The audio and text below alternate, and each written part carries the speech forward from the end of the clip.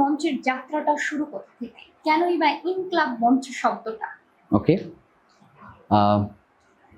5 তারিখে যখন আমরা বিজয় উদযাপন করে আল্লাহর কাছে শুকরানা নামাজ পড়ে যখন ঘরে ফিরলাম, তখন আমাদের কাছে মনে হলো যে আওয়ামী লীগ দুইটা ট্রাম্প কার্ড খেলতে খুব বেশি অভ্যস্ত। একটা হচ্ছে সংখ্যালঘু আর একটা হচ্ছে হিল ট্র্যাক্স।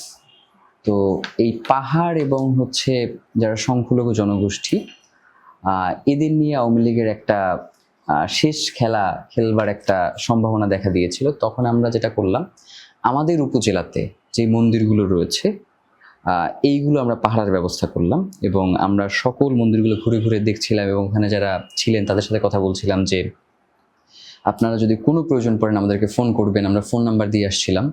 তো তখন আমরা ভাবতেছিলাম যে আসলে মুক্তিযুদ্ধকে যেভাবে আওয়ামী লীগ কুক্ষিগত করে ফেলেছে, তো এই জুলাইকে যাতে কেউ কোনোভাবেই নিজের পকেটে ঢুকাতে না পারে, এই জুলাই যাতে সবসময় বাংলাদেশের মানুষের থাকে। তো বাংলাদেশের মানুষের থাকতে হলে এমন কিছু মানুষের এইখানে কাজ করতে হবে যারা শুধুমাত্র জুলাইকে বাঁচিয়ে রাখতে চায় এবং জুলাইকে কেন্দ্র করেই যারা আগামীর বাংলাদেশ বিনির্মাণ করতে চায়। তো এর জন্য তো অবশ্যই একটা সাংগঠনিক রূপ দরকার। তো তখন আসলে আমরা ভাবছিলাম যে আমাদের এমন একটা সংগঠন করা দরকার। তো পরবর্তী সময়ে আমাদের বেশ কিছু নাম প্রস্তাবনা হয়েছে, অভ্যুত্থান মঞ্চ, বিপ্লবী মঞ্চ, ইনকিলাব মঞ্চ। তো সবার ভোটের মধ্য দিয়ে আসলে ইনকিলাব মঞ্চ নামটা ফিক্সড হয় এবং 8 তারিখে আমরা ইনকিলাব মঞ্চের ব্যানার ছাড়া শেখ হাসিনার বিচারের দাবিতে একটা প্রোগ্রাম করি, আর 13 তারিখে আমরা ইনকিলাব মঞ্চের ব্যানার নিয়ে আনুষ্ঠানিকভাবে আমরা ইনকিলাব মঞ্চে যাত্রা শুরু করি এবং সেখান থেকে আজ পর্যন্ত আমাদের সেই যাত্রা চলমান রয়েছে।